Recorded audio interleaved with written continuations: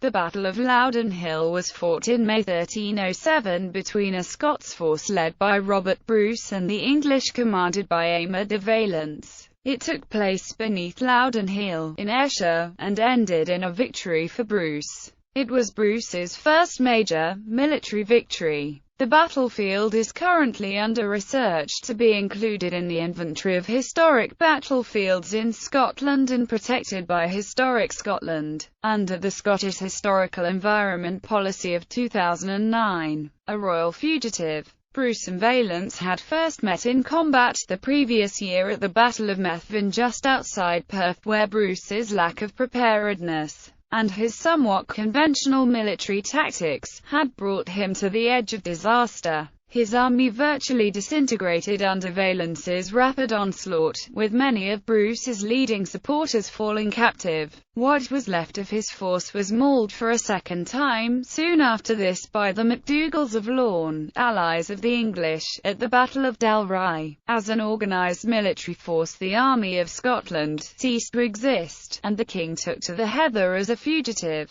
For a time he took refuge in Dunaverty Castle near the Mall of Kintyre, but with his enemies closing in once more, he sought refuge on Rathlin Island near the coast of Ulster, according to some, and the Orkney Isles, according to others. Bruce returns. In February 1307 Bruce crossed from the island of Arran in the Firth of Clyde to his own earldom of Carrick, in Ayrshire, landing near Turnberry, where he knew the local people would be sympathetic, but where all the strongholds were held by the English. A similar landing by his brothers Thomas and Alexander in Galloway met with disaster on the shores of Loch Ryan at the hands of Dungal MacDougall, the principal Balliol adherent in the region. Thomas and Alexander's army of Irish and Islemen was destroyed, and they were sent as captives to Carlisle, where they were later executed on the orders of Edward I.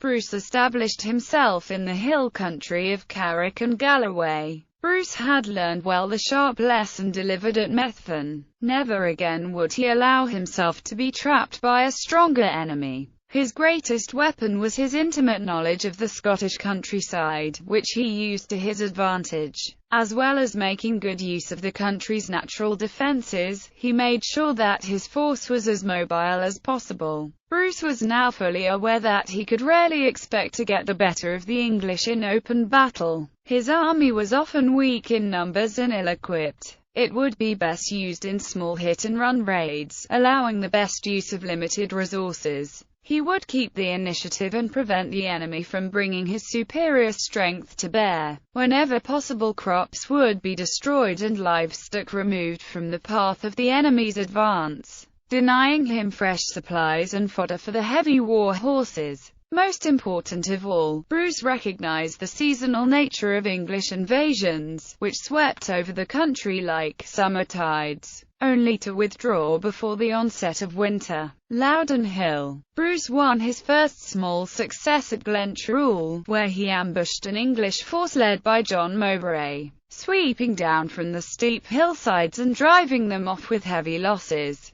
He then passed through the moors by Dalmellington to Muirkirk, appearing in the north of Ayrshire in early May, where his army was strengthened by fresh recruits. Here he soon encountered Aymer de Valence, commanding the main English force in the area. In preparing to meet him, he took up a position on the 10th of May on a plain south of Loudon Hill, some 500 yards wide and bounded on either side by deep morasses. Bruce scouted the ground and made the necessary preparations. John Barber describes his actions in his rhyming chronicle. Valence's only approach was over the highway through the bog, where the parallel ditches Bruce's men dug outwards from the marsh restricted his room for deployment still further, effectively neutralizing his advantage in numbers. Valence was forced to attack along a narrowly constricted front upwards towards the waiting enemy spears. It was a battle reminiscent in some ways of Stirling Bridge, with the same filtering effect at work. As Bruce's spearmen pressed downhill on the disorganized English knights, they fought with such vigor that the rear ranks began to flee in panic. 100 or more were killed in the battle. Amir de Valence managed to escape the carnage and fled to the safety of Bothwell Castle. 3 days after the Battle of Loudon Hill, Bruce defeated another English force under the Earl of Gloucester. But the greatest boost to his cause came 2 months later. At Borough-on-Sands, just short of the Scottish border, Edward I died